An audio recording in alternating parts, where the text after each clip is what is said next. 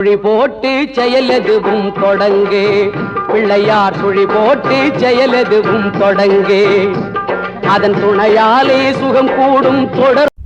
அனைவருக்கும் வணக்கம். தமிழ் ஆன்மீக யூடியூப் சேனல். அதாவது பார்த்தீங்க அப்படின்னா நிறைய ஆன்மீக சம்மந்தப்பட்ட வீடியோக்கள் கொடுத்துட்டு இருந்தோம். நம்ம இப்போ கொஞ்ச நாளாக கொடுக்க முடியல. திருடனுக்கு தேல் கொட்டினா மாதிரி நம்ம சேனலுக்கு யாரோ திடீர்னு சூன்யம் வச்சுட்டா மாதிரி நம்மளால் ஒன்றுமே செய்ய முடியல.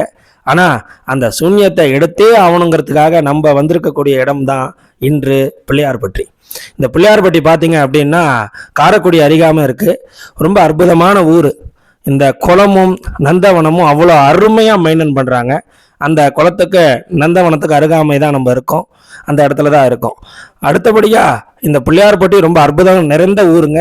ரொம்ப அற்புதமான ஊர். இப்போ பார்த்தீங்கன்னா நம்ம ஸ்தல விருட்சம் மருத மரம் பார்த்துட்ருக்கோம். பிள்ளையார்பட்டியில் கோவில் வாசல்லையே இந்த மரம் இருக்குது.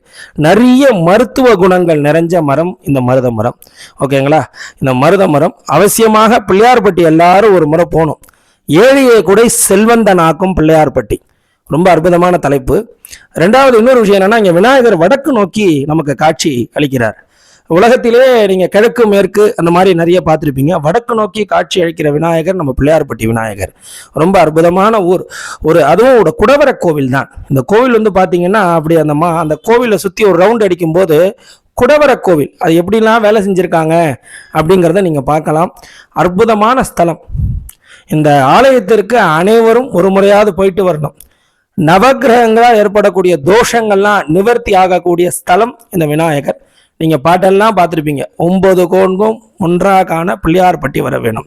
9 கோள்களும் ஒன்றாய் காண அந்த பிள்ளையார்பட்டி விநாயகரிடம் அந்த 9 கோள்களும் சிறப்பான முறையில் விநாயகரை இங்கே வழிபாடு செய்கிறது. செல்வம் சேர வர வேண்டிய இடம் பிள்ளையார்பட்டி. எப்பேற்பட்ட தாரித்ரிய தோஷம், எப்பேற்பட்ட தரித்திர தோஷங்கள் இருந்தாலும் நீங்கள் பிள்ளையார்பட்டி வந்து விநாயகரை வழிபாடு செஞ்சீங்க அப்படின்னா சிறப்பான முறையில் அந்த தாரித்ரிய தோஷமானது நிவர்த்தி ஆகும். எனவே அனைவரும் ஒரு முறை பிள்ளையார்பட்டி போயிட்டு வாங்க. நம்மளுடைய சேனலுக்கு மறக்காம சப்போர்ட் பண்ணுங்க. முக்கியமாக நீங்கள் சப்ஸ்கிரைபரே பண்ணலைனாலும் பரவாயில்ல, ஒரு வீடியோவுக்கு லைக்காவது பண்ணி விடுங்க. அதாவது பிள்ளையார்பட்டி விநாயகருடைய அனுகிரகம் நம்ம சப்ஸ்கிரைபர் எல்லாருக்கும் கிடைக்கட்டும். நன்றி, வணக்கம்.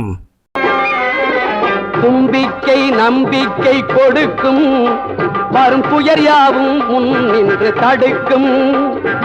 அஞ்சேலன் ஒரு பாதம் எடுக்கும் அவன் அசைந்து வர அருள்மணிகள் ஒலிக்கும்.